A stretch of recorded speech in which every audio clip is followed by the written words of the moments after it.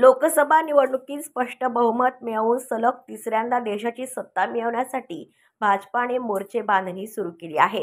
दरम्यान 2019च्या तुलनेत भाजपा यावेळी अधिक जागांवर भरघोस मतांनी निवडून येण्यासाठी महायुतीने तिन्ही पक्षाने आपल्या महिला व पुरुष कार्यकर्ता पदाधिकाऱ्यांसह युवा सेनेवर प्रामुख्याने मोठी जबाबदारी टाकली असून आता या निवडणुकीत आपल्या जागा जास्तीत जास्त निवडून आणाव्या यासाठी नवीन मतदानदारांना कसं खेचता येईल याचा प्रयत्न महायुतीकडून करत युवा सेनेला ॲक्टिव्ह मोडवरती टाकण्यात आलं आहे.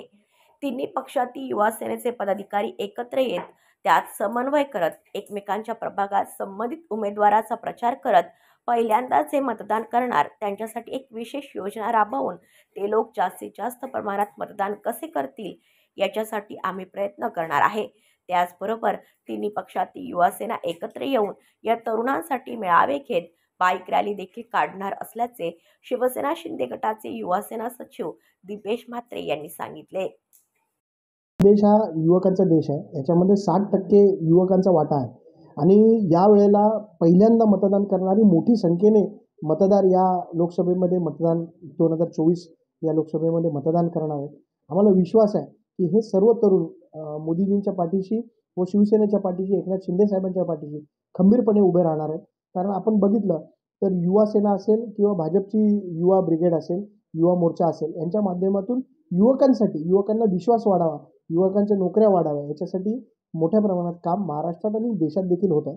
आणि युवकांचा विश्वास आज नरेंद्र मोदी साहेबांवर आहे, मुख्यमंत्री एकनाथ शिंदे साहेबांवर आहे. त्याच्यामुळे भारतामध्ये सर्व युवक हे मोदीजींच्या पाठीशी आणि शिंदे साहेबांच्या पाठीशी खंबीरपणे उभे राहतील असं मला वाटतं. तयारी कशी केली आपण? तयारी म्हणजे आता युवा सेना असेल किंवा भाजपची टीम असेल यांच्यामध्ये आम्ही समन्वय निर्माण करण्याचा प्रयत्न करतोय. कारण सगळ्या युवकांकडनं त्यांचे मतदारसंघ असतील तिकडे आम्ही काम करू, आमचे मतदारसंघ असतील तिकडे ते काम करतील, अशा पद्धतीने एक समन्वय साधून महाराष्ट्रभरामध्ये युवा ब्रिगेड सगळ्या युवकांसाठी आणि पहिल्यांदा जे मतदान करणार विशेषतः त्यांच्यासाठी एक विशेष योजना राबवून ते लोक जास्तीत जास्त प्रमाणात मतदान करतील याच्यासाठी आम्ही प्रयत्न करू. राष्ट्रवादी युती आहे, तिघांच्या युवा संघटना आहेत, या एकत्र येऊन आम्ही काम करणार आहोत आणि एकत्रित तिन्ही संघटनेचे म्हणजे आमच्या तिन्ही युतीचे आम्ही मेळावे देखील घेणार आहोत. ब्युरो रिपोर्ट कल्याण, आपले वृत्तप्रहार. तुमच्या आजूबाजूला घडणाऱ्या घटना पाहण्यासाठी आपल्या वृत्तप्रहार वाहिनीच्या यूट्यूब चॅनलला सबस्क्राईब करा.